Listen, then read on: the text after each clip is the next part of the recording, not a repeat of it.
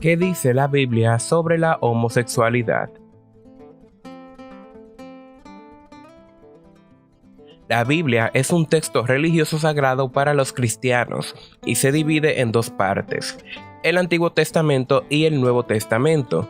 En él se abordan temas importantes como la moralidad, la vida después de la muerte y la relación entre el ser humano y Dios. Uno de los temas más polémicos en la actualidad es la homosexualidad. ¿Y qué dice la Biblia sobre este asunto? En el Antiguo Testamento, la homosexualidad es condenada en varias ocasiones. Por ejemplo, en Levítico 18:22 se lee: «No te acostarás con un hombre como te acuestas con una mujer. Es una abominación». Este versículo es uno de los más citados por los críticos de la homosexualidad en la Biblia. Sin embargo, es importante contextualizar esta declaración en el marco del Antiguo Testamento. En ese momento, la ley mosaica se aplicaba a los judíos y tenía una amplia variedad de regulaciones para la vida cotidiana. Incluso en el mismo capítulo de Levítico se prohíbe el consumo de carne cruda y el mezclar diferentes tipos de tela. Es decir, las normas religiosas eran muy específicas y se aplicaban a muchos aspectos de la vida. Además, en el Antiguo Testamento, la homosexualidad también es mencionada en otros pasajes, como por ejemplo Génesis 19. Se narra la historia de Sodoma y Gomorra, ciudades que fueron destruidas por Dios por su pecado y maldad.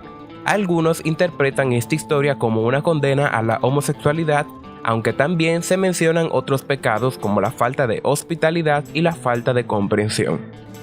En el Nuevo Testamento, la homosexualidad es mencionada con menos frecuencia, pero sigue siendo un tema muy polémico. En Romanos se lee: «Por esta razón, Dios los entregó a pasiones vergonzosas, pues sus mujeres cambiaron la función natural por la que es contra la naturaleza, y de igual modo también los hombres, abandonando el uso natural de la mujer. Se inflamaron en su lascivia unos con otros, cometiendo hechos vergonzosos, hombres con hombres, y recibiendo en sí mismo el castigo correspondiente a su extravío». Este pasaje ha sido interpretado por algunos como una condena a la homosexualidad, aunque otros argumentan que se refieren a prácticas sexuales específicas y no a la orientación sexual de una persona. También se ha cuestionado la traducción del término naturaleza en este pasaje y si se refiere a la biología o a las costumbres culturales de la época. El tema de la homosexualidad es bastante actual y viene siendo tocado con cada vez más regularidad en la prensa, en los debates populares, llegando incluso a las telenovelas. El activo movimiento gay reivindica derechos, reconocimiento e igualdad. Sin embargo, es muy poco todavía lo que se ha trabajado teológicamente sobre esta problemática, que urge la teología moral a dar respuestas adecuadas a las preguntas e inquietudes que surgen en torno a este comportamiento cada día más común e incluso aceptado como normal en nuestra sociedad.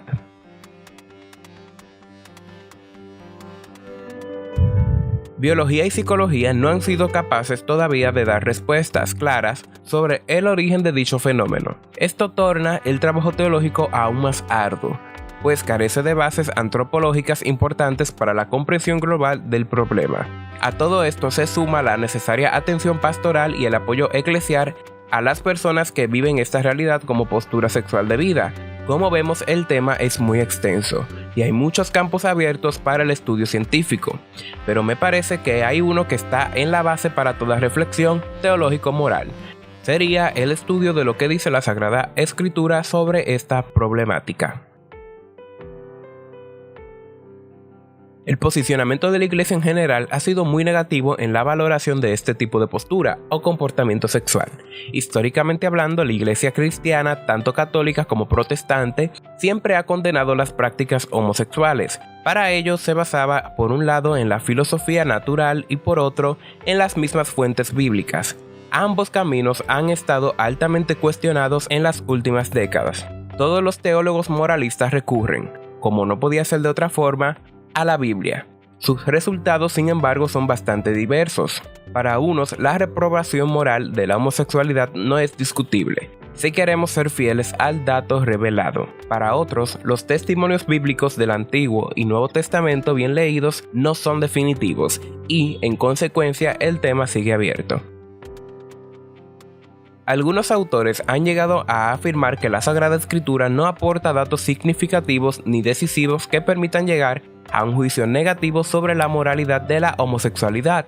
Uno de los mayores representantes de esta tendencia claramente rupturistas con las posturas e interpretaciones tradicionales de la Iglesia es J.J. McNeill, quien después de su análisis bíblico sobre la homosexualidad concluye: no parece haber una condena clara de tal relación en la Escritura. Más aún, en tales circunstancias quizás pudiera admitirse que una relación homosexual satisface a los ideales positivos de las Sagradas Escrituras. Una afirmación de este tipo merece un serio estudio exegético y nos sirve de motivación para conocer sus posturas y la de otros teólogos, que en mayor o menor medida comparten este tipo de opinión, para a partir de esto juzgarla críticamente confrontándolas con las interpretaciones que otros teólogos también modernos hacen de los mismos textos bíblicos.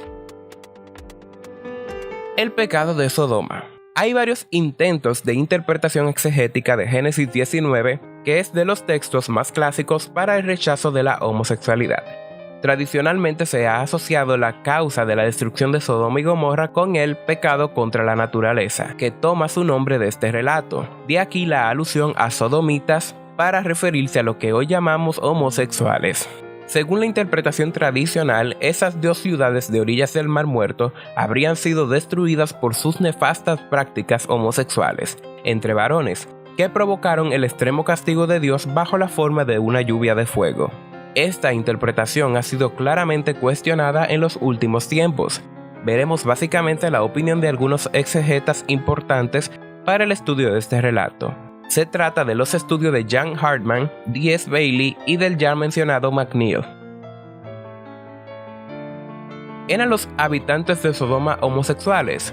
Hartman indica que la interpretación clásica de este relato se basa en el siguiente silogismo. Número 1. Dios le tiene repugnancia a todos los degenerados. Número 2. Los degenerados de Génesis 19 son unos homosexuales. Número 3. Dios le tiene repugnancia a todos los homosexuales. El mayor problema de este silogismo, según este autor, es que la premisa número 2 es falsa. Para probar esto hay que estudiar este relato en un contexto literario más amplio. En concreto, hay que relacionarlo con el capítulo 19 de Jueces, pues los dos relatos tienen bastante en común. Según el exegeta alemán Westermann, podemos hacer una hipnosis entre la estructura de los dos relatos. En los dos relatos se quiere violar al huésped, se ofrecen dos mujeres y los hombres de la ciudad niegan la oferta. En el caso de Génesis 19, negar la oferta de las dos vírgenes siempre se ha interpretado como expresión de la homosexualidad de los hombres de Sodoma. Pero Hartman destaca que debemos observar que también los hombres de Gibea niegan la oferta de dos mujeres, la hija virgen del anfitrión y la concubina del levita. Por lo tanto, los hombres de Gibea tuvieron la misma actitud que los de Sodoma, querer tener relaciones con un hombre y rechazar la relación con una mujer. Si interpretamos esta actitud como movida por deseos homosexuales, tendríamos que decir, como se ha manifestado tradicionalmente, que aquellos serían igual de homosexuales que estos. Pero veamos los siguientes argumentos.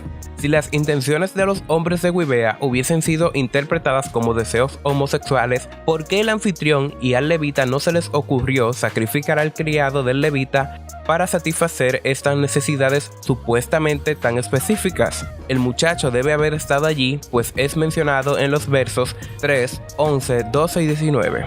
Tanto en Génesis 19 como en Jueces 19 se sugiere que una parte significativa de la población masculina participó del asalto. En Sodoma, todo el pueblo, desde el más joven hasta el más viejo, y en Gibea, los hombres de la ciudad. Sería un absurdo pensar que una ciudad entera sea homosexual. Estos argumentos ganan más peso y se comprenden a partir de la siguiente explicación de Miekelbach en el análisis del libro de Jueces. El fundamento de cualquier violación es el odio, no la preferencia o inclinación sexual. Por eso es que muchas veces la violación homosexual es efectuada por heterosexuales.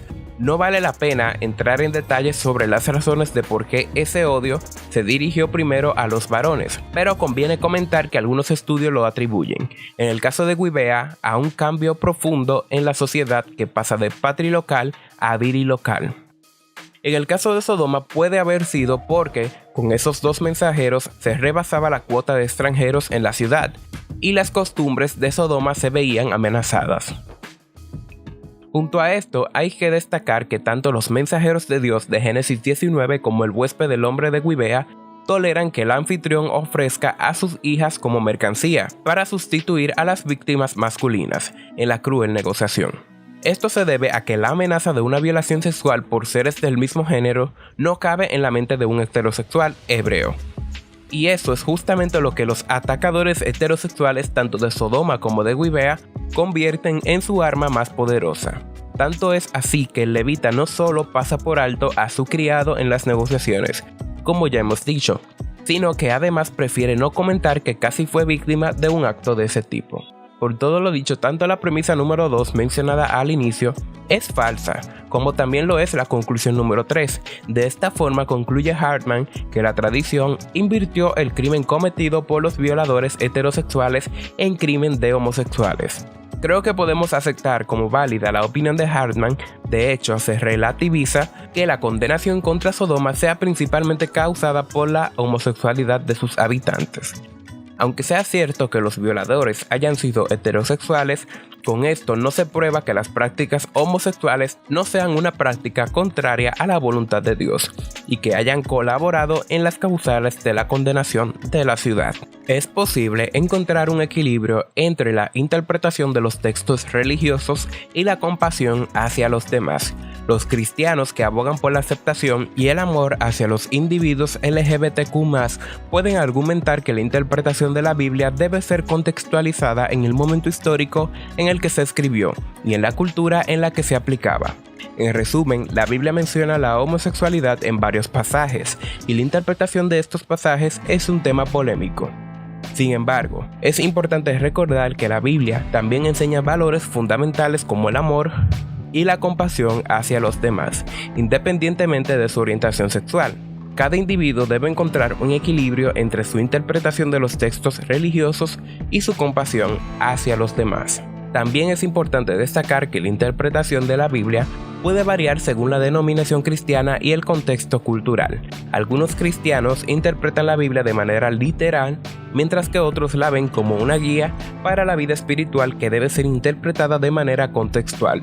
Además, la Biblia también enseña valores fundamentales como el amor, la compasión, la empatía hacia los demás, independientemente de su orientación sexual. Es importante recordar que todos los seres humanos merecen respeto y dignidad, independientemente de su identidad de género u orientación sexual.